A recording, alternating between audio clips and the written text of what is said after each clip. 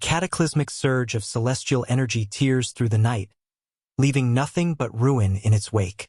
A lone warrior stands amidst the wreckage, unleashing a final, desperate power. He screams into the void, demanding a sign of life. He begs for any survivor to answer his call, his voice cracking with desperation. Even a small movement or a faint noise would be enough to give him hope. He pleads for a miracle, his eyes scanning the carnage for any sign of movement. The horrific realization sinks in. He is truly the last one left alive in this graveyard of heroes. The fallen enemy's gruesome defeat is captured in a piercing blue gaze. Absolute shock freezes the frame as the reality of the massacre sets in. The high priest looms in memory, the man who first consolidated the demons under one banner. He was the architect of humanity's downfall, a name whispered in terror. The high priest, a name that spells doom for anyone who hears it. A nightmarish predator descends upon a helpless infant, fangs bared for a grisly end. The horror is absolute.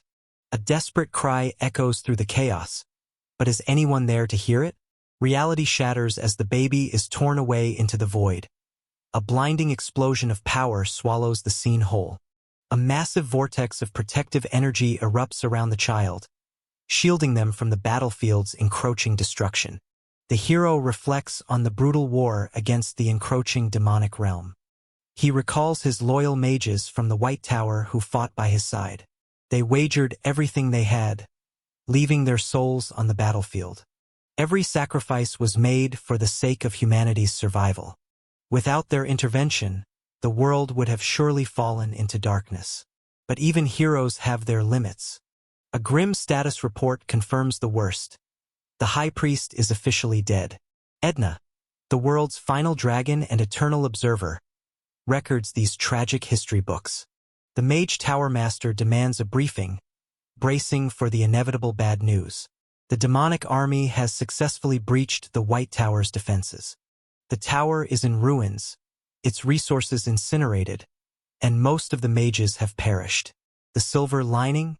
Imperial forces arrived just in time to rescue a handful of survivors. A small sigh of relief escapes him. At least not everyone was lost. A heavy question hangs in the air. Does he regret the choices that led to this carnage? He stands firm. Every person lost was someone he chose to lead, and he refuses to voice regret in their honor. One last request is made before the end. He asks for his disciples to be watched over. They are young, scared, and desperately need guidance in the aftermath. A promise is made to check in on the kids. Honestly, if he wasn't dying, he'd probably be a helicopter parent. A dragon bows her head in respect to a mere human, a sight rarely witnessed in history. He has earned that respect through blood and iron. The continent will never forget the heroes of the White Tower. It is a legacy that demands to be remembered. He admits the truth. Saying he has no regrets would be a lie. He was the greatest mage, but he admits he failed as a leader. The silence shatters as a heart-stopping question hangs in the air. Everything is about to change. An ethereal figure appears to the children, casting a long, magical shadow over the meadow. He vows to live a selfish life for his people, even if history brands him a villain. A tender, magical moment unfolds as the figure offers warmth to the children. Beneath the uncaring stars, the warrior breathes his last. The battle ends, but the legend begins. Broken and bleeding, our hero faces the crushing weight of defeat. The nightmare is only just starting. April 28th, 3:47 p.m. The death of Oscar Sage, master of the White Tower, is officially confirmed. A mysterious letter waits in the shadows, holding secrets that could rewrite the future. Killed in action, a final, somber label for a legendary life. The colossal tower looms over the city, a dark monument to a new, mysterious game. A lone leaf drifts past the window, and in the heavy silence, someone is watching. The leaf lands, shattering the slumber. The game is officially afoot. A beastly instinct takes over. He claws at his sheets, struggling to control a sudden, violent transformation. A sharp, pained cry escapes his lips. A voice scolds him for being a wet, ungrateful patient. He is told his sleeping habits are disgusting, despite the nurse's hard work. He is stunned. He slept, and he did so while completely defenseless? He should be dead right now. A confusing moment of bewilderment washes over him. He touches his chest. The high priest definitely pierced his heart. So why is he still breathing? He demands to know what is happening. He is told to calm down. He just woke up. The elder is furious, threatening to make a human out of him while the others try to play peacekeeper. He wonders if he's actually alive. He gets a reality check from a mage who finds his survival fascinating. He demands a report, but why is he being so informal? The mage is baffled by his attitude. Is he crazy? He calls out a name, confused by the world around him. He is told to show some respect and start begging for forgiveness. He suspects an assassination attempt by the demons. He mentally calculates a counter-strategy, a wind shield to shatter the enemy's wrist. He scoffs at his attacker, a low-level scrub who couldn't even think 2 steps ahead. The wind shield vanishes instantly. He mocks the pathetic magic, surprised that his own shield held up so well. It seems he hasn't been slacking off as much as he thought. He is told to focus on recovery and forget about his disciplinary issues for now. The nurse is losing it. Did the wind shield really just disappear like that? He checks his mana. His circuits, quantity, and purity are all absolute garbage. Is this really his body? He is horrified by the state of his physical form. He asks for the date. September 21st? He's been out for 5 months.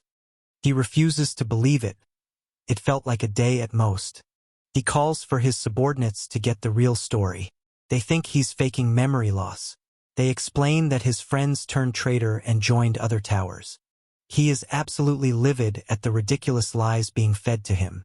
There is no magical distortion in the air. He realizes they aren't actually lying.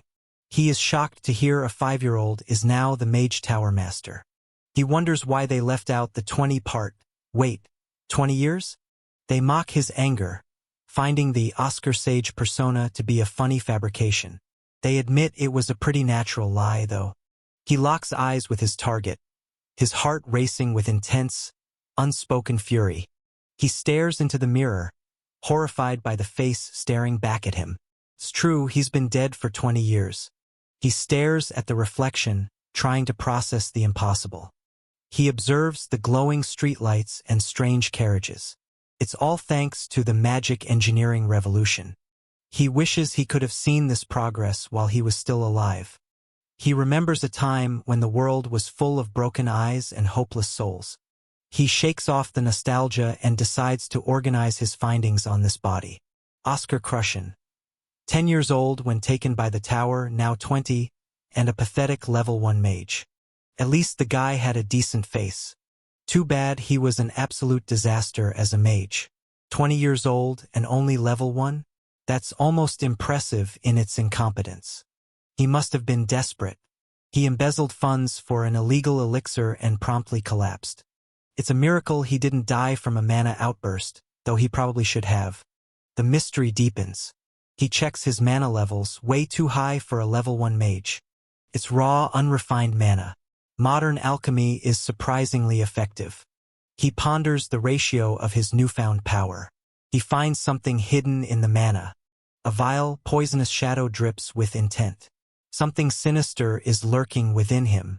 A cold chill runs down his spine. He was never meant to survive the elixir. Poison. Why on earth was there poison in the elixir? It all clicks into place. He finally understands the setup. A chilling smirk plays on his lips. He knows exactly who he's dealing with now. The elixir wasn't a hoax. It was a high-end, lethal trap. Oscar never knew the poison was the real purpose of the purchase. The time frame matches perfectly. He didn't die from the mana, he died from the toxin. It was a calculated assassination.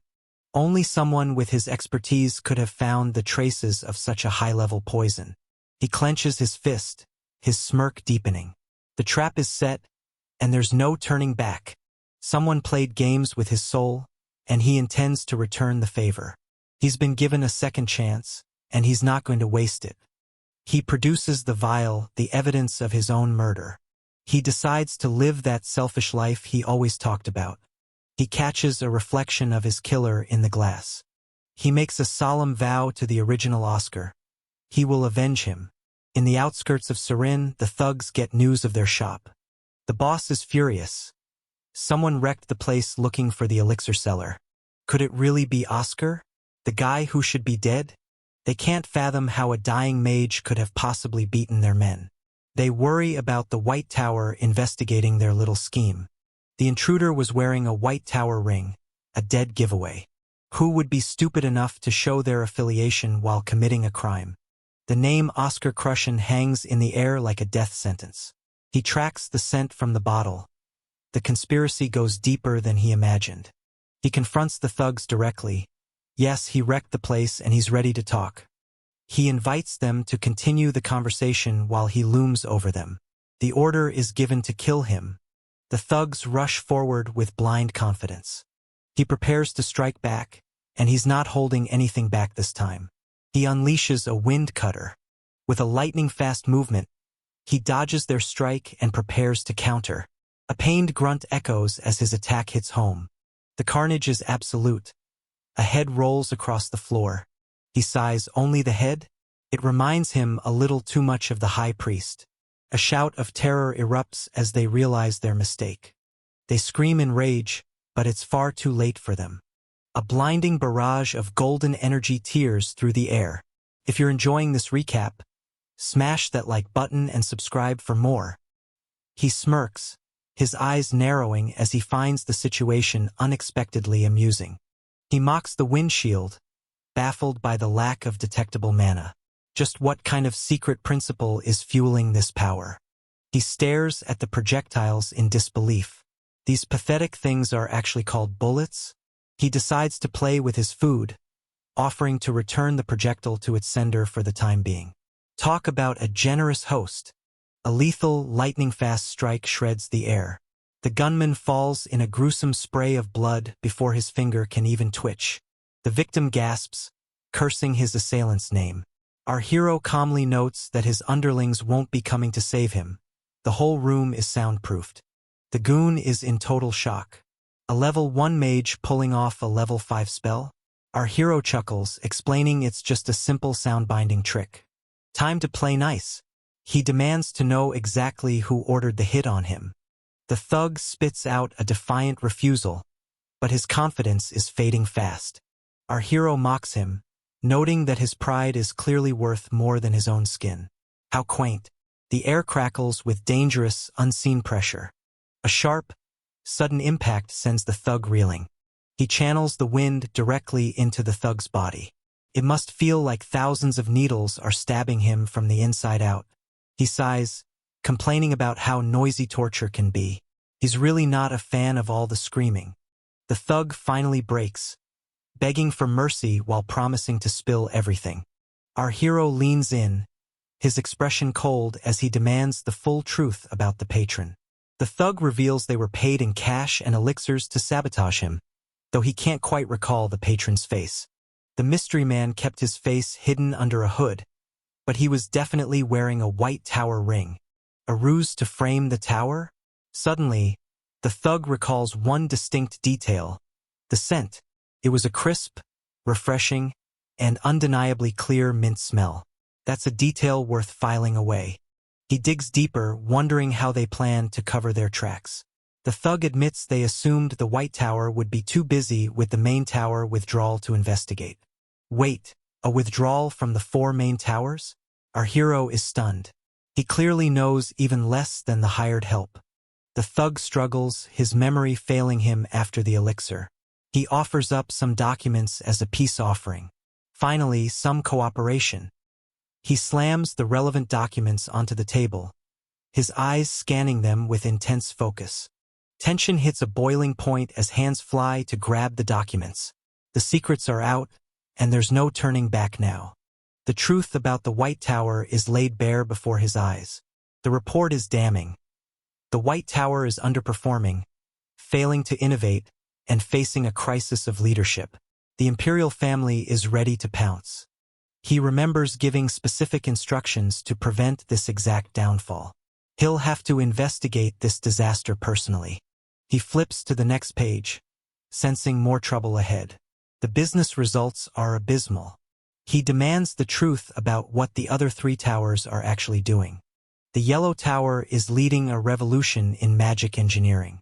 They're pumping out street lamps and carriages, changing the world one invention at a time. The blue tower is dominating the market with water, agriculture, and potions. Meanwhile, the red tower has turned into a mercenary powerhouse, focusing on monster hunts and military contracts.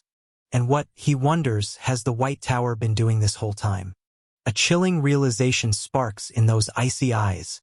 Something truly terrifying has just caught his attention. He's floored by the answer. Delivery services? The white tower is reduced to a glorified courier for windriders. A cold, piercing gaze cuts through the shadows. Behind that hand lies a secret that will change everything. They were once the kings of the sky, seen as symbols of freedom and bravery. They were once compared to majestic dragons and eagles. What a tragic fall from grace. He sighs in disbelief. Who could have possibly greenlit such a pathetic business strategy? The tower master, apparently. His own brats are running the legacy into the ground, and he's not happy about it. He's even more baffled by the market. Why is the blue tower hogging the potion business when that was the white tower's crown jewel? The blue tower has a total monopoly, and it's clearly strangling the competition. 20 years ago, the white tower was the undisputed king of potions. If only those formulas hadn't been lost to the flames. They're selling rain and clean water to the desperate. The white tower has truly hit rock bottom. He's baffled. Why pay for water you can get from a well? It's the latest trend among the wealthy, and he finds it absolutely ridiculous. They're acting like clowns for a quick buck, and he's not impressed. In summary, the white tower is broke, desperate, and running out of time. They have 7 months to prove their worth or face total ruin. The thug suddenly collapses, clutching his body in agonizing pain. Is this the end for the informant? Did he lose too much blood? Or is there something else at play? He's torn. The guy gave him good intel, but is he worth the effort to save? He reviews the man's crimes. Arson, extortion, assassination. This guy is a walking garbage fire. He calls the thug out for being a piece of human debris. The man still has the audacity to beg for his life. The air grows heavy with the weight of impending judgment. He offers a cold, final wish. He'd better try being a decent person in his next life. The dawn rises over the crumbling white tower. Exhaustion washes over him. Keeping up this act is starting to wear him thin. He's stunned that a few basic spells have left him this winded. This body is a total wreck. With his stamina this low, he wonders if he can even pull off his signature magic. The very magic that once made Oscar Sage the greatest legend in history. He delves into his internal archives, searching for the old power. It flickers and fades away. He's not ready yet. Time to get serious. He starts a full magical scan to figure out what's wrong with this vessel. He dives into the records, trying to piece together the history of this body. His memories are a scrambled mess. He needs to know everything about Oscar Crushen if he wants to survive. Data streams across his mind, a chaotic blur of information. He uncovers the truth. Oscar was the sole survivor of a massive, tragic mansion fire. The magic world spotted his genius early, and every faction fought tooth and nail to recruit him. During his 6 years at the Empire Academy, he never scored anything less than a perfect grade. His thesis alone proved he was a prodigy of the highest order. So why was he stuck at level 1? It's a tragic waste of potential. It all comes down to the so-called mana deficiency syndrome. A sudden, icy realization pierces through the tension. Their eyes widen in absolute shock as the truth finally hits. If not for that condition, he would have been the greatest mage of his entire generation. He narrows his eyes at the term. Mana deficiency syndrome? It would explain the level 1 cap, but something about it doesn't add up. He pushes deeper into the analysis, cutting through the noise. He realizes the cruel irony. The boy understood magic better than anyone, yet he couldn't cast a lick of it. The scan finally finishes. Time for the results. He braces himself for the truth. His eyes widen. This isn't what he expected at all. There is no such thing as mana deficiency syndrome here. It's not an illness. It's a calculated, artificial blockade. Someone deliberately sealed his circuits to keep his power suppressed. He repeats it to himself, letting the rage simmer. It wasn't a disease, it was a crime. The fake diagnosis was a cover-up for a systematic suppression. He recalls the theory. Normally, physical circuits determine your level, but if they aren't established, you're stuck. But Oscar's circuits were perfectly fine. They were just locked away by an outside force. This changes everything. Oscar Crushen wasn't born weak, he was made weak. His potential was shackled by someone else's hand. If he really were the genius everyone claimed, he would have figured out the seal eventually. He wishes the kid had kept a diary, but he'll have to solve this mystery the hard way. A single hand reaches out to snatch the forbidden knowledge from the shelf. The hunt for the truth begins. According to Frank, the boy was a total alcoholic. But that doesn't fit the profile of a genius mage. Was it all an elaborate mask to hide his true intentions? He realizes the boy knew he was being targeted and acted like a degenerate to stay under the radar. If that's true, the boy was even smarter than he thought. He had no one to trust in a world of wolves. He had to break his own chains to survive. Unlike the boy, he has the experience to pick the lock. He can do this. Wait, what's this? He spots something hidden in the notes. The reinterpretation of basic magic? He begins to read, his eyes widening at the sheer brilliance on the page. The world freezes as a chilling realization hits home, sparking a flash of pure, unadulterated shock. The notes are revolutionary, suggesting applications for wind magic that the world hasn't even dreamed of yet. The boy had mapped out every tactical situation perfectly. There were dozens of new spells, all designed from scratch in the boy's head. To think he did all this without ever being able to cast a single spell, it's maddeningly impressive. He feels a kinship with the boy. When it comes to theory, they are two sides of the same coin. He keeps reading, discovering more secrets. Despite the world turning its back on him, he never stopped loving magic. That passion burns through the paper. The notes are a final, desperate prayer for the White Tower's future. The kid really was a visionary. He realizes the boy knew everything. He was carrying the weight of the world on his shoulders all alone. Oscar Crushen, a young soul who refused to break, walking a lonely, tortured path to greatness.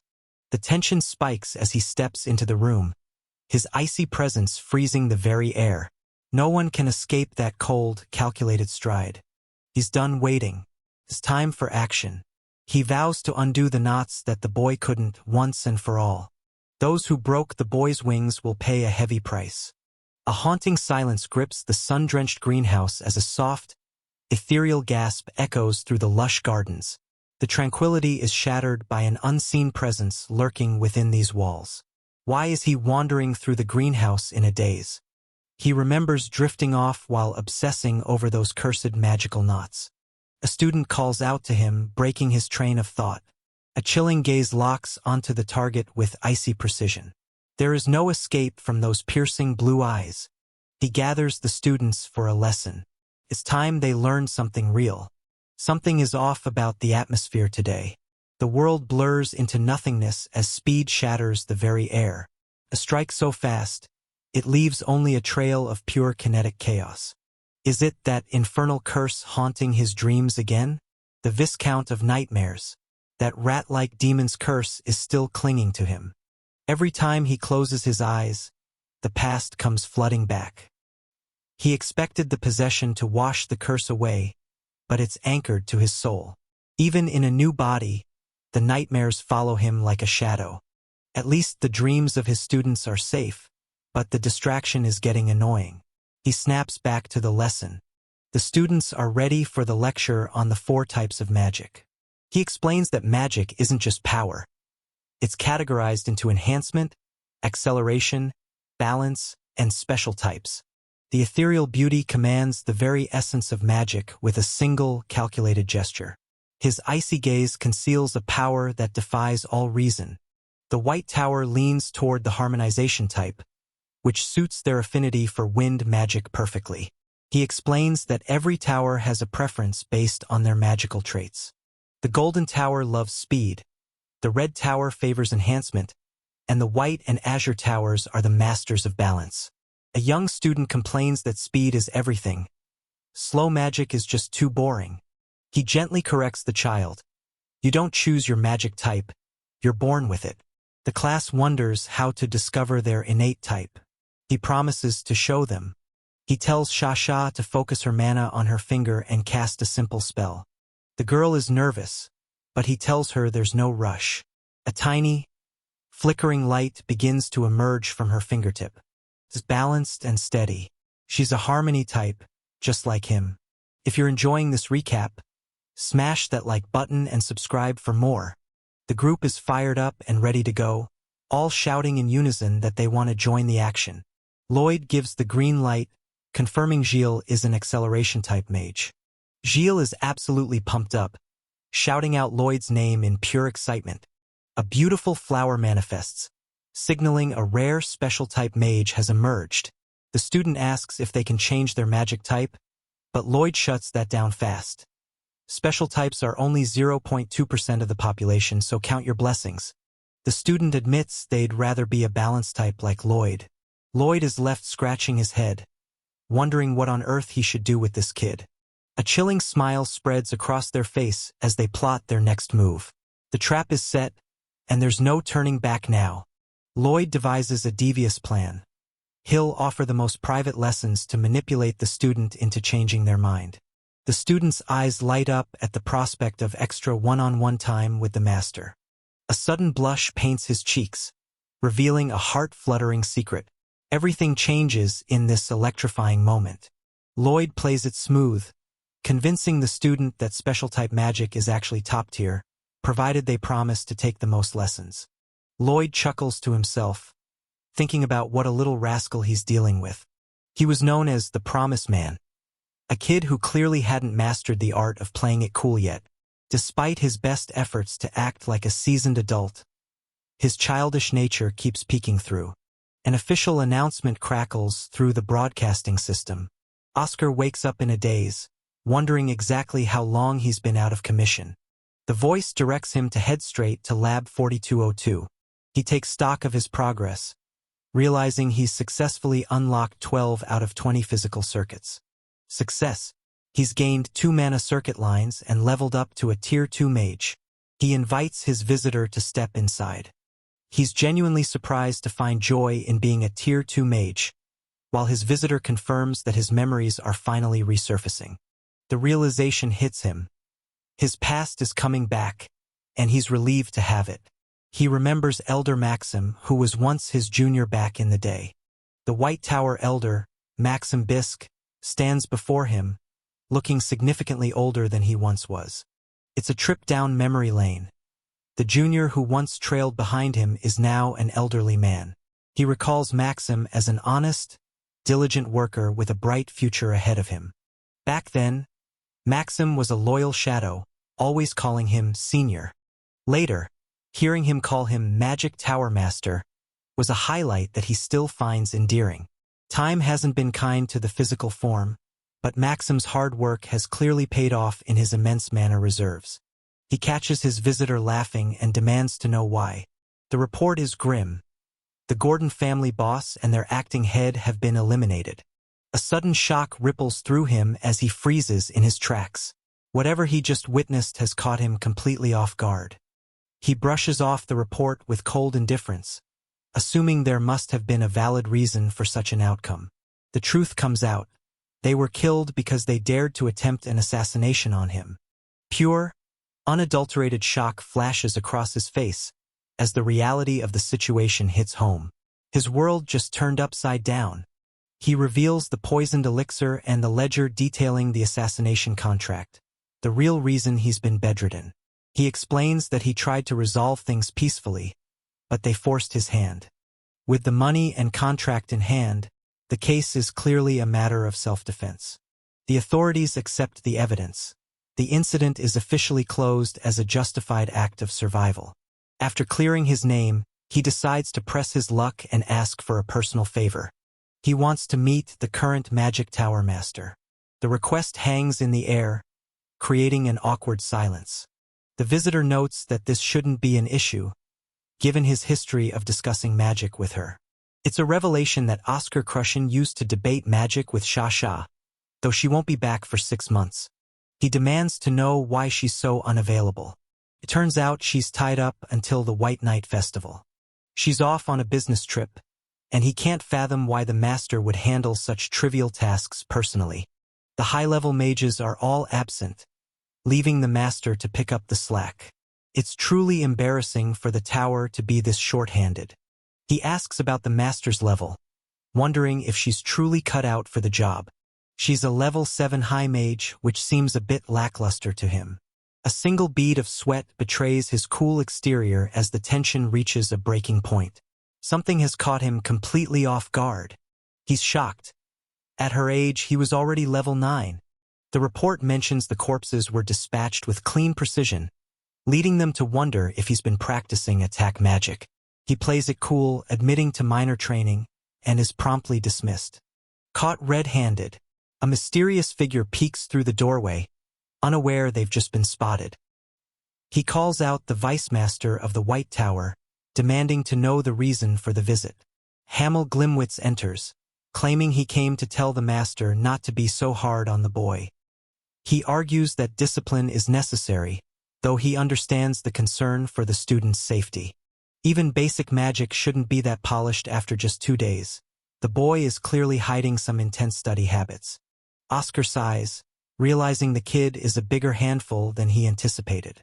A cold, calculating smirk spreads across his face.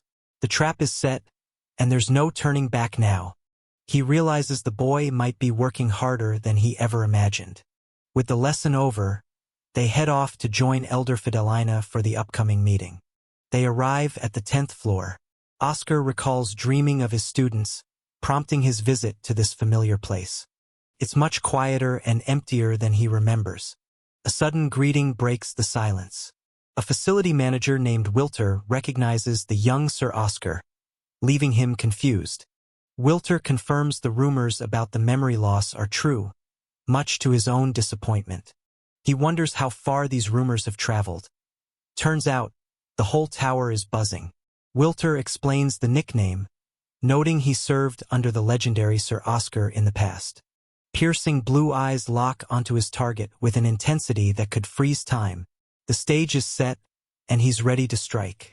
Oscar decides to keep the nickname and asks Wilter to be his regular conversation partner. Wilter appreciates the offer but reveals he's leaving the tower after 40 years of service. He's seen 3 masters come and go, and all his old colleagues have long since moved on. A cold, calculating gaze pierces through the shadows. The old man's eyes narrow, locked onto his next target with lethal intent. He's the last of his department, a lonely relic of a bygone era. He explains why he stayed this long despite the changing times. It all comes back to a speech given by the previous master, Sir Oscar Sage. The master told them that everyone in the tower was essential and should serve with pride. It sounds cheesy, but those words gave him a sense of purpose for decades. It's a touching sentiment, but sadly, it isn't enough to keep him from quitting. Cold sweat beads on his brow as he stares down an unthinkable revelation. The shock is absolute, and there's no turning back now. He asks what could possibly force such a long-serving employee to leave. The White Tower is broke, and the facilities are falling into disrepair. He's approaching his 40-year milestone, and he knows the payout is coming due. He asks if it's about the long-service reward. The reward is 200,000 bells, enough to buy a house, but a fortune the tower no longer possesses. The tower is so strapped for cash that paying him would require dangerous, life-threatening missions. He refuses to let his departure put others in danger. This place is too important to him. Oscar is stunned. He had no idea things had gotten this dire. He's disgusted to realize the Azure Tower is likely profiting off the White Tower's decline. Who is he to criticize how they've managed to stay afloat? They've clawed their way to the top of the history books through sheer financial aggression. Pure, unadulterated rage radiates as a bloodied fist clenches with bone-crushing intensity. The pressure is mounting, and someone is about to pay the ultimate price. He laments that war hero titles are meaningless if they can't even pay a loyal servant's pension. Wilter is terrified by the sudden surge of intensity from the young man. A cold shiver runs down his spine as he stares into the face of absolute shock. Something has shattered his reality, and there's no turning back now. He asks why he's clenching his fists so hard. He needs to know the deadline for this departure. 2 weeks, the clock is ticking. Blood stains the bandages as they tighten, sealing away a brutal injury.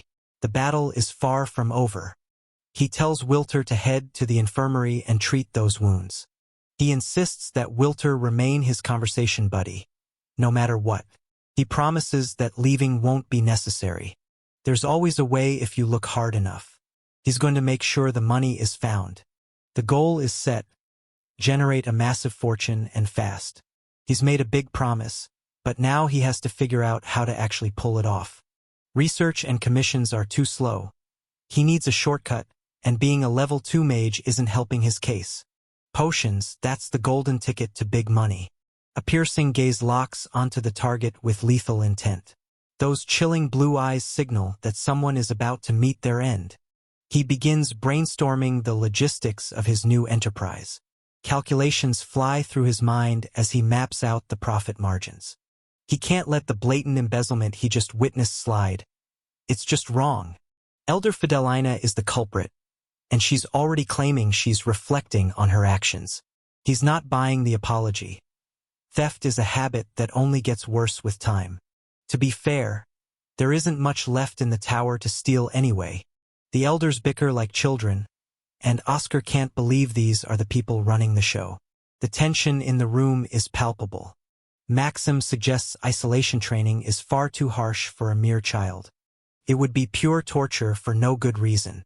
They settle on a fine. The kid has to pay back 3 times the research fees he wasted. They sigh, lamenting the empty coffers of the tower. A tough decision has to be made, and it needs to be made now.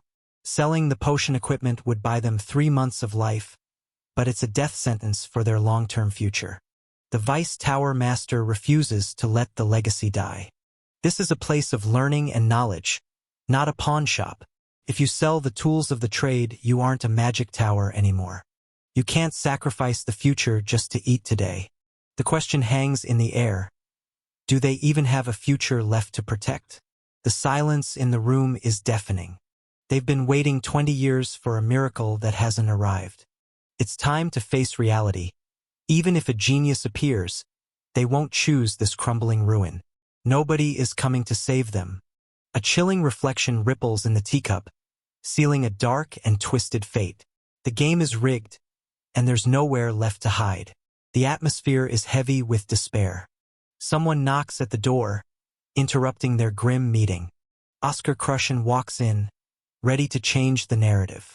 They ask what he wants, clearly not in the mood for interruptions. He tells them he has a business proposal. They are understandably floored.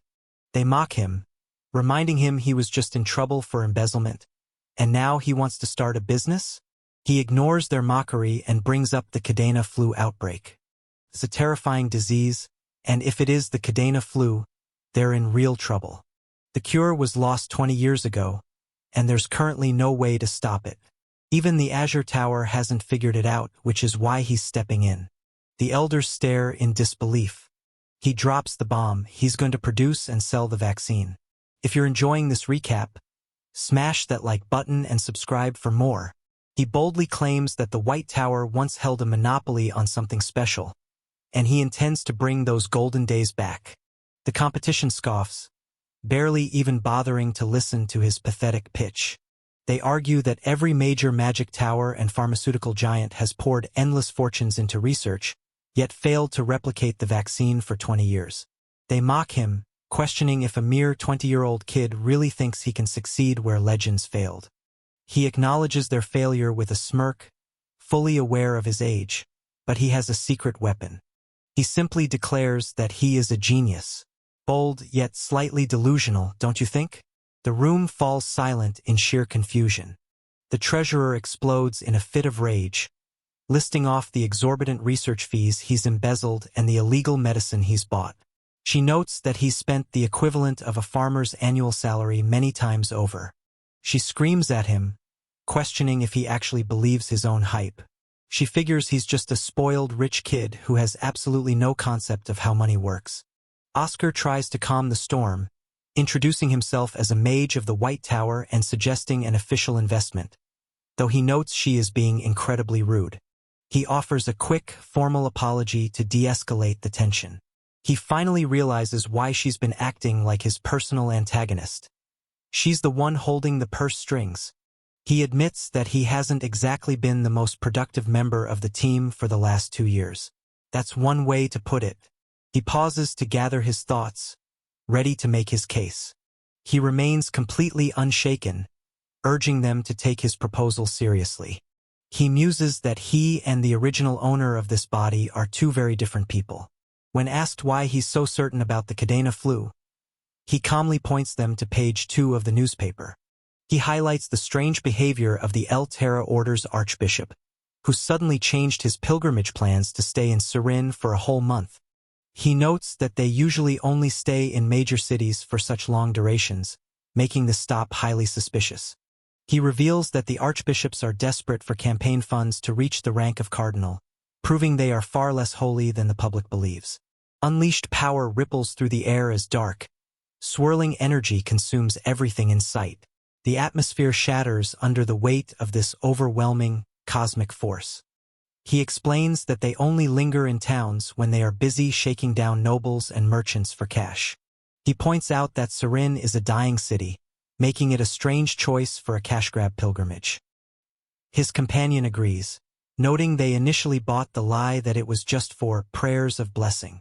He emphasizes that praying for a barren, dying land is the biggest red flag of all.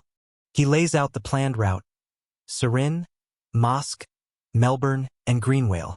The list continues to the next destination, Vince. He reveals the archbishop stayed in Knox for a month before Surin, and plans to do the same for the remaining cities. He suggests the archbishop is intentionally avoiding Vince at all costs. A sudden revelation stops everyone in their tracks. The tension is thick enough to cut with a knife. He explains that if an archbishop faces a disaster on their watch, it's a death sentence for their career. He concludes that the archbishop knows about the Cadena flu in Vince and is stalling until the coast is clear. His ally admits his analysis is top tier, even if it is just a theory for now. The pieces finally click into place for the treasurer. She delivers the bad news. Official sponsorship is off the table. He stares back, stunned by the rejection. She explains that funding him would jeopardize the other mages, but she leaves a door slightly ajar. She offers to invest her own personal funds into his venture. The Vice Tower Master is shocked by her sudden willingness to gamble. She waves it off, insisting it's perfectly fine. She offers 30,000 bells, though she's clearly unsure if it's enough to cover his costs. The weight of the situation settles in the room. He realizes that 30,000 just won't cut it for the scale he has in mind. He sets his sights on the potion market. He decides to pivot to Plan B, confident that his equipment is more than sufficient. He plans to produce a sample, sell it to the desperate archbishop, and fund the rest of the project that way. He agrees there's no better customer than one facing a crisis. The mask slides off, revealing a chilling glint in his eyes. The moment of truth has finally arrived. He starts his routine, leaving his peers wondering if he's finally lost his marbles. Pure shock takes hold as realization hits like a physical blow. Their eyes widen in terror as a crimson laser locks onto the target. The time for action is now. He's feeling good about his progress. He boasts that a true master never loses their touch, claiming the energy drink he brewed was just a warm-up. His poor assistant feels like his back is about to snap from all the heavy lifting. He checks in, asking if the medicinal herbs were successfully recovered. The assistant hands over the receipt, begging for a drink because he's on the verge of collapsing. He offers him a fatigue recovery potion. The assistant balks at the price, but his exhaustion is far too great to resist. They exchange a few words of gratitude as the potion works its magic. The assistant notes the warmth, wondering if it was freshly brewed. He brags about picking the absolute best ingredients, even if it meant annoying the seller. His assistant suggests he'd make a better merchant than a mage, which he considers as a backup plan for when the tower goes bust. He gives his assistant a playful smack for bad-mouthing the tower. The assistant asks for his next task, noting that Elder Fidelina specifically ordered him to help. He chuckles at the irony of her being so mean to his face while secretly helping him. He muses that he never really needed an assistant, but he'll take the help. He reflects on the White Tower's problem children, talented, but entirely unhinged. If only they'd focus, they could be unstoppable. He eyes Frank, the kid who came highly recommended, curious if he lives up to the hype. He realizes something important while inspecting the hall. The herbs are all highly toxic. The list includes black lilies of the valley, red camellias, ghost mushrooms, and merva leaves. He explains that toxicity is no barrier. They just need to boil them for 12 hours to detoxify the batch. His assistant points out the obvious flaw. Boiling for that long destroys all the nutrients. He brings up the Yen Dynasty steamer, asking if Frank has ever heard of such a thing. He explains that using a steamer allows them to purify the herbs while retaining the essential nutrients. With this method, they can extract 98% of the plant's effects, making a total market monopoly a very real possibility. He clarifies that this is just the first step. The herbs are only softened, not yet fully pure. The real work of detoxification begins now. The air fills with the scent of alchemical precision. He explains that they only need to extract the toxins from the steam. He tells the assistant to watch and learn. Pure chaos erupts as a forbidden vortex of raw energy tears through reality. Our hero unleashes a cataclysmic power that threatens to consume everything in its path. He dictates the precise ratio, 23% red camellias and 47% merva leaves. He holds up the final product, the cure for the Cadena flu. He asks if it wasn't easy, looking way too proud of himself. The assistant is left speechless, completely failing to grasp the complexity of the maneuver. The assistant admits he can't even dual cast yet, but he tries to hide his lack of skill. He observes that the assistant's mana control is shaky, but better than he expected for a beginner. He notes that there is still a long way to go. He teases the assistant, who finally admits he hasn't mastered dual casting yet. He explains that while the books say you need to be level 4, he's going to teach him the shortcut right now. The assistant is shocked to be learning a secret technique, as he's told to partition his mind.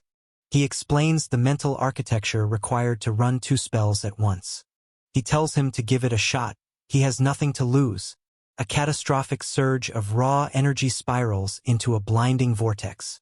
The very fabric of reality shatters as this destructive power reaches its peak. The assistant pulls it off on the first try, stunned by how simple it actually was. He wonders why such a powerful technique was kept under wraps for so long. He explains it plainly. They are greedy. The elders hoarded their knowledge to keep their juniors dependent, turning selfishness into a pathetic tradition. He reminds him that on a battlefield, such gatekeeping is a death sentence. Sharing knowledge is the only way to survive. He envisions a new White Tower built on the foundation of exchange and growth. The assistant is visibly inspired by this new philosophy. He praises the assistant for his quick mastery of the dual casting technique. He confirms the assistant is talented, admitting he didn't expect such a fast result. The assistant credits his teacher, noting that he was acting quite irritable earlier. He clears his throat, clearly embarrassed by his own earlier behavior. He refocuses on the pile of ingredients, ready to get back to work. A chilling smirk spreads across his face as he prepares to unleash chaos. He's definitely cooking up something dangerous. He pulls out a massive steamer, ready to process everything in one go. A few hours later, the assistant is exhausted, and they've brewed over 500 bottles. But then, trouble arrives. The Azure Tower has confirmed a meeting with the Archbishop, and they are already an hour ahead. He realizes the competition has been plotting all along. If they lock in that contract, his remedy will be completely worthless. He tells his assistant to keep his head up. Sometimes life is just unfair, but it's not over yet. He recalls that the Cadena flu is classified as a B-rank disaster. He realizes there is one final, desperate play they can make. He looks determined to pull it off. He asks if the elder can fly faster than a wagon. They arrive at the lodging in Serin. The Archbishop is informed that the guests have arrived. He grants them entry, ready to hear the pitch. The Azure Towers team makes their grand entrance, looking smug as they greet the Archbishop. The Archbishop invites them to sit, eager to solve his problem. He gets straight to the point, asking about the progress of their cure. They claim things are going perfectly according to plan. They boast about their progress, saying they're just waiting on clinical trials. They claim they are ready to seek approval from the Empire's Food and Drug Administration. The Archbishop asks for a firm launch date, noting that trials usually take forever. They promise results within 6 months, but the Archbishop looks like he's about to have a heart attack. He's expected in Vince in 4 months. 6 months is way too long. A sudden interruption halts the meeting. Another mage has arrived. The Azure Tower team is annoyed, claiming they weren't expecting any other visitors. The Archbishop demands to know who this mystery guest is. Everyone turns to the door to see who walked in. He remembers the secret greeting of the Order. He offers a polite, calculated greeting. He introduces himself as Oscar Crushen, a level 2 mage of the White Tower. The room goes quiet as everyone processes this new arrival. He promises that he has an offer they simply can't refuse. The Azure team is visibly irritated, questioning why he wasn't on the list. They are baffled by his sudden appearance. He confirms the secret greeting to gain their attention. He offers a friendly, albeit slightly ominous, smile. He reintroduces himself with confidence, ready to shake up the room. A chilling, calculated smirk spreads across his face. Whatever wicked plan he's cooking up, his enemies are definitely doomed. He claims to be the bearer of good news. The Archbishop asks why a White Tower mage is crashing their party. He cuts to the chase, mentioning the sale of the Cadena flu cure. He notes that he's arrived at the perfect moment to stir the pot. He asks with a fake look of surprise if he's arrived too late to the show. The urgency is palpable. They haven't even finished their preparations yet. Relief washes over the room as the White Tower eagerly offers to step in and negotiate immediately if needed. A heated accusation flies across the table. The White Tower is being called out for having neither the funds nor the tech to actually pull off a cure. A sly smirk forms as he pivots the conversation, demanding to know the name of his bold challenger. Oscar Crushen stands his ground, but the Archbishop isn't convinced. He demands proof of this so-called cure. The audacity! Who would dare lie to an Archbishop of the El Terra Order? He presents a sample, the weight of the moment hanging in the air. The Archbishop is genuinely taken aback. Is this the real deal?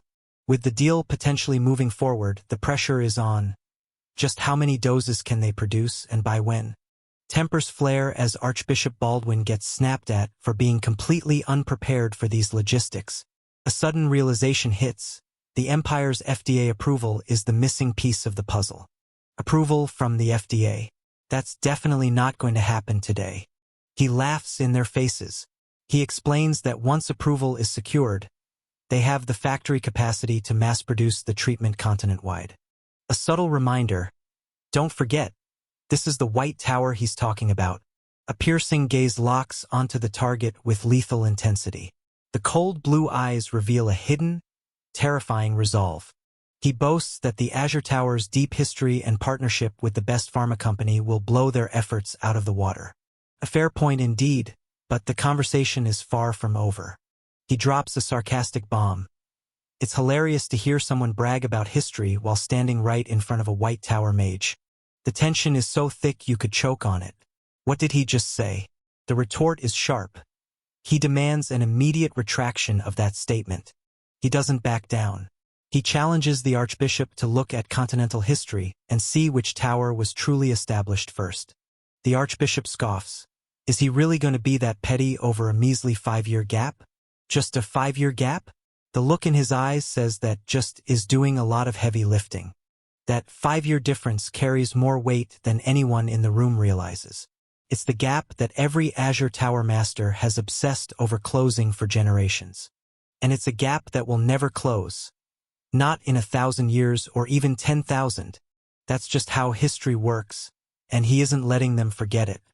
He reminds them of the White Tower's iron grip on the potion market 20 years ago. The archbishop tries to dismiss it as ancient history, but he's clearly rattled. The silence between them is deafening. Past no one remembers? He senses a sudden surge of aura. That definitely wasn't a level 2 mage's power. He promises to jog the archbishop's memory, and it's not going to be a pleasant trip down memory lane. The archbishop is left reeling from the sudden shift in power. An aide rushes in, panicked, interrupting the standoff with an urgent call. Who could possibly be calling at a time like this? It's the Lord of Vince on the line. Elsha is overflowing with gratitude. What exactly did they do to earn such praise? They're thanking them for the cure to the Cadena flu. It turns out the White Tower's elder claimed they worked in secret together. The patients are miraculously cured, and the archbishop is being hailed as a saint. A chilling, knowing smile spreads across his face, piercing right through the soul. Beneath those icy blue eyes lies a scheme only he understands. He plays it cool, asking about side effects while secretly savoring the chaos he's caused. He makes sure the credit for the next batch is directed exactly where he wants it. The archbishop is being played like a fiddle, and he doesn't even realize he's dancing to Oscar's tune. They promise to send the next batch ASAP, leaving the archbishop feeling like a hero. Oscar confirms his handiwork. The trap worked perfectly. The archbishop's cronies are furious about the FDA laws, but he shuts them down immediately. He turns the tables, lecturing them on the laws of war instead. He takes them back 22 years into the past. A deadly pandemic was the greatest weapon of the demon war. Back then, bureaucratic red tape killed more people than the war itself. He cites a royal decree that categorizes wartime medical treatments as special, bypassing the standard FDA approvals. The room goes silent as he points out that a B-class disaster counts as a state of war. He lists the 3 conditions that trigger these special wartime protocols. And clearly, a B-class disaster meets the criteria perfectly. The logic is airtight and they have no answer for it. The Cadena flu is officially a B-class disaster. The FDA laws don't apply here. The archbishop tries to pivot, desperate to claim the same privilege for his own tower. He shuts that down hard. The race was over the moment the White Tower's cure reached Vince. He drives the knife in deeper. The Lord of Vince thinks the Azure Tower helped, and now it's too late to correct the narrative. The archbishop is desperate, trying to buy his way out of the disaster. He mocks the idea. Is he really trying to buy his reputation back with money? He cuts the meeting short. He's done listening to this nonsense. The power dynamic has shifted completely. He mocks the predictable villainy of his opponents. Do they all read from the same How to Be a Generic Villain manual? He's already secured the patents, too. They're completely checked out of the game. If they want to sell anything now, they'll be paying him a licensing fee. Pure, unadulterated rage consumes him. The limit has been shattered, and now someone is going to pay the price. The frustration is written all over his face. A cold dismissal, the meeting is officially over. The air is heavy with the scent of defeat for the Azure Tower. The exit is as dramatic as the entrance. An icy glare meets a stoic mask as the tension reaches a breaking point. The silence between them is deadlier than any blade.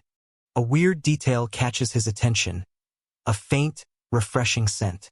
That clear, minty smell is unmistakable. A chilling realization freezes him in his tracks. His eyes widen as the gravity of the moment hits home. He can't help but let out a laugh at the absurdity of it all. He invites them to sit. It's finally time for some real business. They start talking numbers, and the starting point is a whopping 2 million bells. A chilling, calculated smirk spreads across his face. The trap is set, and there's no turning back now. 2 million, that's cute. He counters with 5 million, and he's not asking. The audacity of the demand is staggering. Is he actually serious about that price? A few hours later, the White Tower is in total shock. They're counting the zeros, and their eyes are popping out of their heads. The sheer amount of wealth is dizzying to behold. 10 million bells. They've hit the jackpot. With a chillingly sweet smile, he shrugs off the tension as if he hasn't just orchestrated a total disaster. Don't let that gentle expression fool you. He's clearly up to no good. His peers are in disbelief. They actually pulled it off.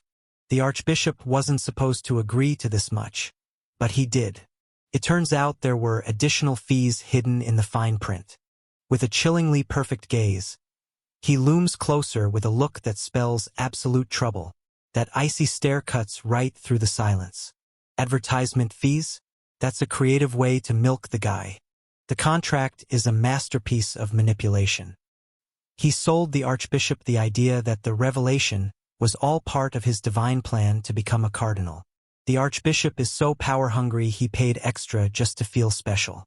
He turned a disciplinary action into a massive payday. 400 times the original amount. The investigation is officially dead in the water. Nobody dares to object to such a lucrative outcome. He orders the troops. They need every level 4 mage they can find, and they need them now. He delegates the grunt work, keeping his eyes on the bigger picture. The instructions are clear but mysterious. He's looking for the best of the best for the production lab. An icy smirk spreads across his face, signaling that someone is about to face a world of trouble. The trap is set, and the master has finally made his move. He seals the deal with the most powerful incentive of all. Free meat at every meal. The rumors are already flying. Is it pork? Beef? The motivation is at an all-time high. Time to rally the troops. The tension spikes as the elite students corner their target, their icy glares speaking volumes. Silence hangs heavy in the air, but the pressure is about to explode. With a sharp, resounding snap, he commands the room's absolute attention. Reality bends to his will as his fingers click. The room freezes. What kind of magic is that? He lays out the mission. The Cadena flu needs to be stopped, and he needs their help to do it. The skepticism is real. Why is the resident genius suddenly asking for help? Is this another trap? Our hero is absolutely flabbergasted, left completely speechless by the sheer absurdity of the situation. He realizes he isn't exactly the most popular guy in the tower. He gets a brutal reality check on his past reputation. Was he really that bad? He thinks he was trying, but the results say otherwise. A challenger steps forward, ready to grill him. If the methods were lost, how does he plan to recreate the medicine? He drops the bomb. He's already recovered the original methods. The questions keep coming. Is this actually proven, or is he just yapping? He points to the official contract as proof of its value. Why share such a lucrative secret with them? He admits he's surprised they haven't jumped ship yet. The tension is rising. He's pushing their buttons on purpose. He's definitely not winning any popularity contests with this attitude. But then, he reveals he knows exactly what they've sacrificed to stay here. They're stunned into silence. He starts listing their accolades and the high-paying jobs they turned down to stick with the White Tower. He's done his homework, and it's unsettling just how much he knows about their personal lives. He goes down the line, calling out every single one of them. They've all had offers, and they've all said no. He admits that he's not sure he would have been strong enough to do the same. They didn't abandon the tower, and they didn't take the easy way out. The elders knew, and they kept quiet to protect the students' pride. The White Tower is in its darkest winter, yet these people stayed. They chose loyalty over warmth, and he respects that. If he can't trust people like this, he can't trust anyone. He gives them an out. If they don't want to help, he and his partner will do it alone. He turns away, ready to get to work. If you're enjoying this recap, smash that like button and subscribe for more. The tension spikes as he adjusts his visor, leaving his companions stunned into total silence. A single movement has just turned the entire atmosphere cold. Suddenly, the mood shifts. The ice is beginning to melt. They don't want to be left behind. Everyone is jumping in to help.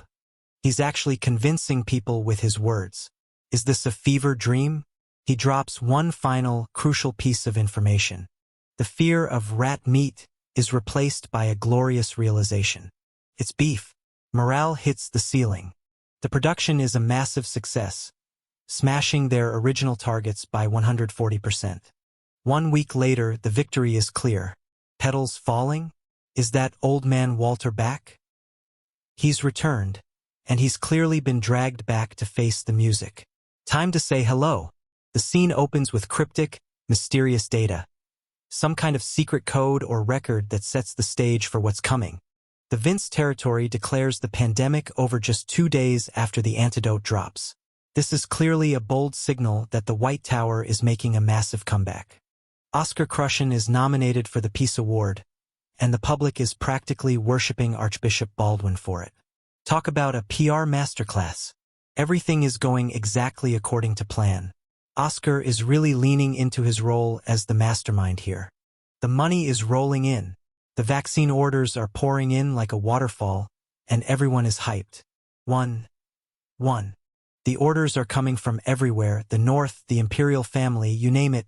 It's a gold mine, but honestly, if you're not getting vaccinated, you're just asking for trouble. But wait, won't this demand eventually hit a wall? The rush can't last forever, right? Someone's sharp. They realize that once the threat is gone, the market for vaccines is going to dry up faster than a desert stream. Are they an idiot? Of course. Once everyone is vaccinated, nobody is going to be buying these things for years. Don't sweat the cash. Though, there's a secret potion in the works that will never go out of style. Someone just realized they've been played like a fiddle. They aren't talking about the legendary Star Tears just yet. The world isn't ready for that kind of chaos. Star Tears is the White Tower's holy grail, a miracle potion rumored to bring the dead back to life. Talk about high stakes. When that hits the market, it's going to send shockwaves through the entire continent. But releasing it now would just invite every greedy hyena in the kingdom to try and steal the secret. The Archbishop makes for a pretty convenient shield, doesn't he? Great. Now that the cat's out of the bag, it's time to gather the ingredients. Someone's already regretting opening their big mouth. Lantus leaves, Pison stems, and the list goes on. Getting these is going to be a nightmare. Apparently, they're Surin's specialty, but those herb fields have been dead for years. Time has not been kind to those fields. They've completely withered away. The protagonist freezes in total shock, eyes wide as the truth finally hits home. Their world just shattered in a single jaw-dropping moment. They're calling him completely crazy for chasing down such a tall tale. Was it really worth trekking all this way just to verify a rumor? Someone's out of breath and clearly questioning their life choices. They're way off the beaten path now. The carriage couldn't even make it this far into the wilderness. They've hiked 10 miles, but wait, why is someone using outdated distance units from 18 years ago? The realization hits. The world has moved on to meters and grams, and someone has clearly been reading way too many dusty old textbooks. Even the pounds are gone. Talk about a calculation nightmare back in the day. They might be archaic, but someone actually enjoyed the old-school math. They spot a hut in the distance. Is anyone home? Kale? You walked all the way out here? Someone's surprised to see visitors in the middle of nowhere. Yes, the carriage gave up miles ago. What is that thing, anyway? The tires screech as the vehicle slams into the ground. A sudden, jarring impact halts the journey in its tracks. Hey, owner, are you finally in the mood to sell this land? The seasoned warrior looms large, his battle-hardened physique radiating raw, intimidating power. Don't let the gray beard fool you. This veteran is ready to crush anyone who stands in his way. The pressure is mounting. They're offering 10 times the market value, but the owner wouldn't budge even for a castle. Playing hard to get is fine for a week, but eventually you're just wasting your life away. He's not interested, and he's not afraid to let them know it. They're trying to sound like they're doing him a favor, warning him that the land value will tank once the factories move in. He's not buying it. As long as he stands his ground, no factory is getting built on his soil. The mysterious man in white keeps his cool, delivering an icy, bone-chilling stare that speaks louder than any words. Let's move out, boys. Right away. Someone just trampled the herbs on the way out. That's going to cost them. With a mocking wave, they head out. Good riddance. Those thugs were hanging out with White Tower robes? What are those beggars doing out here? Probably scouting, right? They made a fortune off those vaccines, and now they're looking for more ways to profit. Rosess, the plot thickens. Someone's livid. Why are they only finding out about this now? If the old man gets the White Tower's backing, he's untouchable. They're desperate, the loan interest is piling up fast. Hey, you've still got those mercenaries on speed dial, right? It's time for a commission, the illegal kind. They're planning to kill him and mark him as missing. It's the oldest trick in the book to get their hands on the land. It's risky, but they've got support. The only variable is those pesky White Tower mages. If the mages get in the way, they're going to be eliminated too. They're worried about the 4 main magic towers, but honestly, that's a legacy that's fading fast. The veteran's eyes narrow with cold, lethal intent. A storm is brewing behind that weathered face. What's the worst that could happen? The 4 main towers is just a fancy old title. The White Tower is practically broke anyway. The herbist is actually a decent guy. He fed them and gave them a place to sleep. Yeah, he's solid. A chilling silence descends as the atmosphere shatters into pure dread. The tension has reached its breaking point. He invites them to stay the night because the road is too dangerous. He's got his pride and loyalty, but he's clearly worried. Loyalty? Maybe, but who were those guys earlier? They didn't walk here, that's for sure. A lunatic named Dever Paywall, a man who'd kidnap or kill just to get his way. He's been buying up everything in the region for years. Anyone who stands in his way just seems to disappear. How has he survived? Because he's the one with the leverage, that's how. He's a human cultural asset when it comes to herbs. He's too important to touch. The imperial family has his back. If he'd sold out, he'd be rich, but he didn't. Why? That's the question everyone is asking. Pardon? He loves this land. Simple as that. It's been his home since he was born, and he's not leaving until his final breath. It's actually kind of adorable how embarrassed he gets about his own sentimentality. The stars look beautiful tonight. Someone's feeling a little jealous. They wonder what it's like to live a life that shines as bright as a star. Someone's actually pretty impressive, even if they won't admit it. They don't give out empty praise, so they clearly mean it. Why did Oscar call this guy a problem child? He's just a man who loves the stars. Back in the day, the stars were visible everywhere, but the modern streetlights ruined the view. The inconvenience of the past actually had a romantic charm to it. How long ago was that? Someone's showing their age. Can they really revive the Sirin herb industry? It's a tall order, but they'll hash it out with Elder Ivan tomorrow. A sudden, chilling realization freezes the air. His eyes widen as he senses an undeniable danger lurking in the shadows. What's wrong? Did he see a ghost? No, it's much worse. It's a group of people. 4 of them, to be exact. What? He doesn't feel a thing. They're good enough to hide their mana from Frank. It's time to wake up. The guests have arrived. It's time to show them a proper welcome. Who cares? They're just following orders for the paycheck. They're famous in the north, and they've got bounties to prove it. Shut up and stay sharp. Gunman Jack's gang is here. They're hoping for a mage to fight. They're definitely not here for the conversation. Boss, should we go in? It's deathly quiet. Is the old man already asleep? This is going to be way too easy. No majes? What a total letdown. Pure terror flashes in those eyes as reality comes crashing down. A cold sweat breaks, signaling that something has gone horribly wrong. Fuck. Someone's a bit too quick on the trigger, and it's about to cost them. Mind bullet. A heavy, earth-shaking impact rocks the battlefield. The sheer force of the collision echoes through the darkness. A blinding strike pierces through the darkness, ending the fight in a single, brutal blow. The target is down before they even hit the ground. Wind Bullet is a classic for a reason. It gets the job done. Wind Bullet. The chaotic energy of the spell tears through the area, leaving nothing but dust and debris in its wake. That hit harder than expected. Only 3 left to deal with. Only 2. What happened to their buddy Max? He's taking a long nap inside. Don't worry, he's going to be sleeping for a very, very long time. Eternally? What a loser. This is why you don't slack off on the job. Just hand over the herbist, and maybe we'll call it even for Max. These guys are pros, they aren't taking the bait. This is going to be a real fight. Kill him. With a flick of his fingers, the battlefield erupts in a blinding flash of power. The tension snaps, leaving his opponent paralyzed in the wake of an unstoppable strike. A lethal strike slices through the air with explosive force. The battlefield shatters under the sheer intensity of the impact. Caught in a deadly ambush, the protagonist stares down certain doom as a lethal blade presses against his throat. The tension is suffocating as the assassin looms. Ready to strike, the old master's face contorts into a twisted, bone-chilling grin.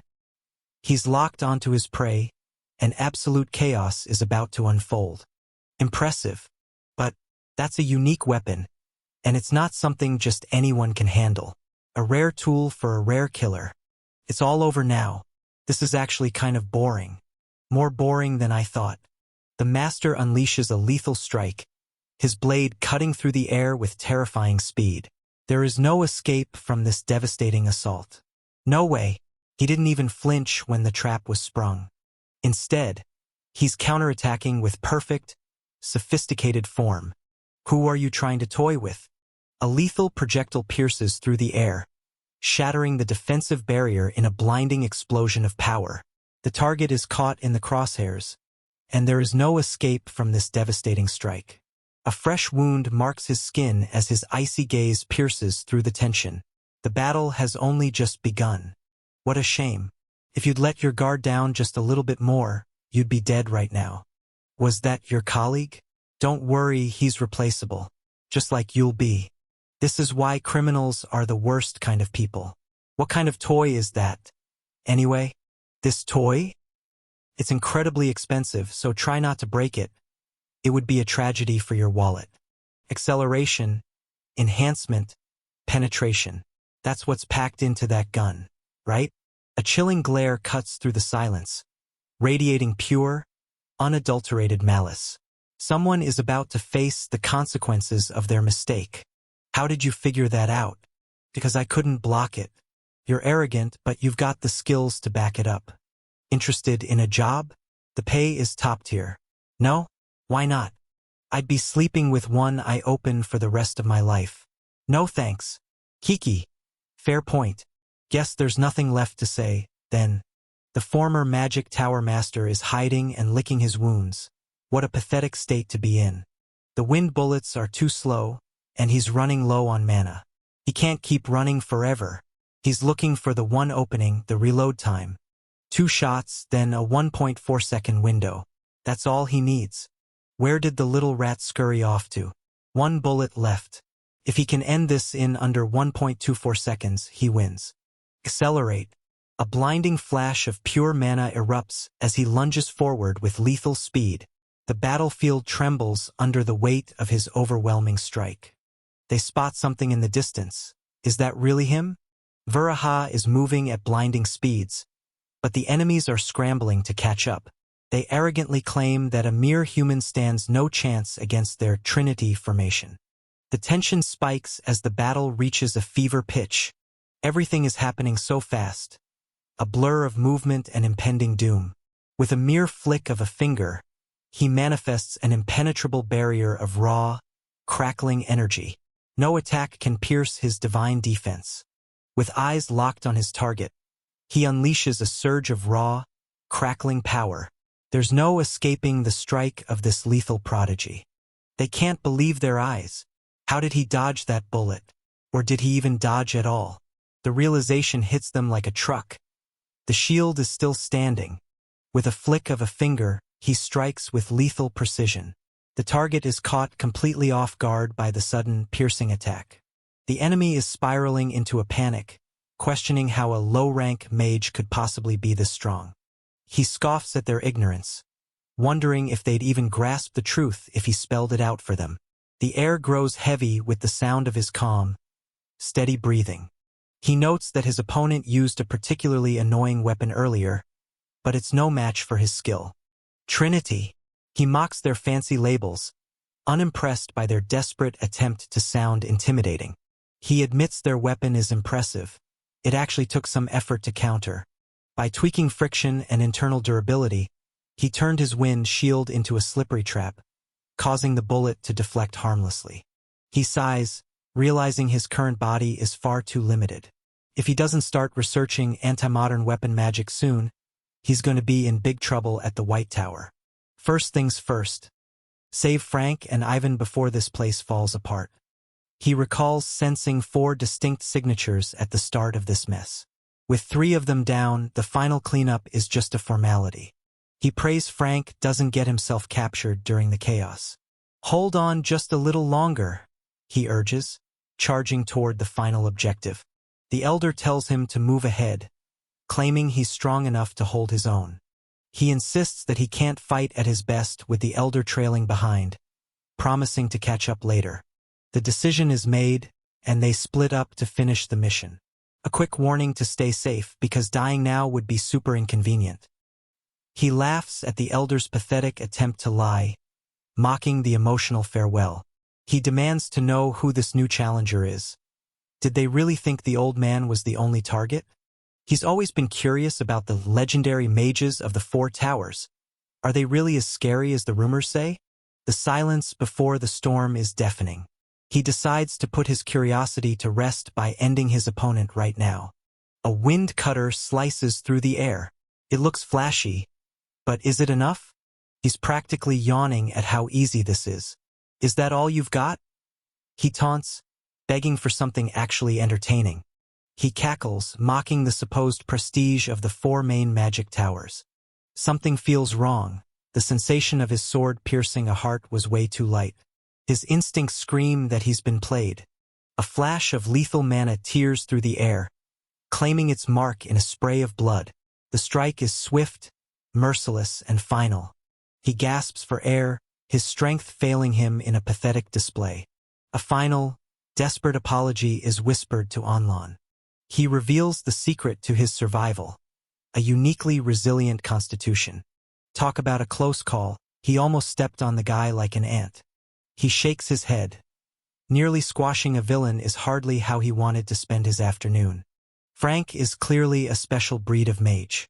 To think he actually has the power to turn his body into pure wind, that's practically cheating. Since physical attacks are useless against wind, it's an OP skill that only high-tier magic can counter. Even the 7th Tower Master's records mention this as a rare, innate talent. A sudden realization hits him. Frank is right there. He jumps in surprise, though he's relieved to see his ally alive and kicking. Stop stalling and tell me everything, he demands impatiently. He wonders where Ivan disappeared to, hoping he isn't causing more trouble. He calls out for Ivan, ready to wrap this entire mission up. With the right training, Ivan could be a powerhouse, but for now, they need to stick to the plan. A sincere thank you is shared between the survivors. They acknowledge that without each other, they'd be toast by now. He grumbles about missing one of the swordsmen, but hey, at least they're alive. The realization of their narrow escape finally sinks in. Is it really over? He asks, though he knows better than to get his hopes up. He knows his enemy. If assassination fails, they'll just move to the next dirty trick. He questions the obsession with this land, but admits it is prime real estate. It's a shame that 8 years of neglect have turned the soil to dust. All thanks to the Western region's factories dumping toxic sludge into the river. If more factories pop up, this land will be a wasteland beyond saving. If the soil dies, his herb garden dies, and that is simply unacceptable. He turns to the elder with a burning question. Is the loyalty to the White Tower rooted in an old promise made by Reynold Ayus? The question hangs in the air, catching the elder off guard. A story from the past begins to unfold. Back then, herbalists were outcasts, often hunted and labeled as witches for their mysterious brews. Then came the savior, a man of legendary insight. Reynold Ayus promised them a home in Surin where they would be safe forever. He swore they would never be looked down upon again. The air turns icy as those piercing blue eyes lock onto their target. Nothing escapes his cold, calculated gaze. He's genuinely touched by the story, having only ever read about it in dusty history books. It's a secret history, reserved only for those at the top of the towers. The herbalists flocked to Surin, finally finding a place to call their own. The weight of that history explains the unwavering loyalty. They owe their ancestors' pride and survival to the White Tower. A piercing gaze locks onto the target with chilling precision. Beneath those crystalline blue eyes, a dangerous resolve begins to awaken. He thanks them for their years of hard work. The White Tower will be standing with them, come what may. A legendary gaze pierces the horizon, cold and calculating. The master has finally awakened. He scoffs at the idea of the imperial family being slow. They're about to move like lightning. Dever is in for a rude awakening if he thinks the empire will just sit by. The imperial family is going to move faster than anyone expects. The look on his face is priceless, utter shock at the sudden turn of events. If you're enjoying this recap, smash that like button and subscribe for more. The contract for the Cadena treatment is the key to this whole operation. Chaos erupts as the workers scramble, terrified of going bankrupt. He threatens them, but the clock is already ticking on their downfall. Don't move! A voice booms, stopping the panic in its tracks. A thunderous impact shakes the scene. The collision hits with bone-crushing intensity. The Imperial Bureau of National Security is here, and they aren't here for a chat. The paperwork is a mess, but the intent is clear. Arrest everyone involved. Dever tries to plead innocence, but the guards are already slapping on the cuffs. He's sweating bullets, desperately looking for an escape route that doesn't exist. Even with a gun to his head, he still wants a cigar. Talk about a bad attitude. An icy, soul-piercing gaze locks onto his target. The tension is absolute as he prepares to make his move. Drag him away. The order is given, and there's no room for debate. He shrieks, realizing his comfortable life of crime is officially over. He tries to name-drop his way out, but the officers don't care who he knows. The Emperor himself, he cries, as if the law actually cares. A swift strike shuts him up for good. He's down for the count, and the room is finally quiet. He asks for the cigar. Seriously, priorities, man. The guard scoffs at the criminal's audacity, but he's curious about the sudden imperial crackdown. It's a mystery. Why move so fast for just one guy? The officer hints that the Emperor has a serious soft spot for the White Tower. It's ancient history to everyone else, but to the top brass it's clearly personal. He compares the tower to a bird with broken wings, falling but still trying to fly. The public thinks the tower is washed up, but the Emperor clearly disagrees. He asks the officer his age. Turns out they were both children 20 years ago. 12 years old, the dawn of a new, free era. The victory against the demons changed everything, and the tower was at the center of it. The tower wasn't just a building. It was a symbol of hope. A sea of cheering onlookers gathers beneath the towering, mystical spire.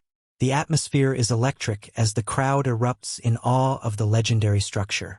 The higher-ups still carry that nostalgia, refusing to let the legend fade. A sharp command sets them back in motion. The work isn't done yet. There's one more stop on the list. They're heading west to shut down those polluting factories once and for all. It wasn't on the official schedule, but he's adding it anyway. He muses on his allies Oscar, Frank, Sirius. A strange bunch, but effective. This is his way of paying back the debt for the recent gang trouble. Food will have to wait. Justice is on the menu first. The mission is a success, and everyone is ready for a well-deserved drink. He looks around for Frank, but the guy has vanished into thin air. Frank is acting mysterious, claiming he has plans. He's sure he saw Frank, but the guy slipped away in a hurry. Maybe it was a joke, or maybe Frank is actually up to something. Oscar has pulled off something massive yet again. The report needs to be delivered, and he's heading straight to the top. The tension in the room hits a breaking point as the two stand in chilling silence. A storm is brewing beneath their calm, regal exterior. He notices the atmosphere is off. Is something weighing on their minds? He asks about Frank, fearing the worst.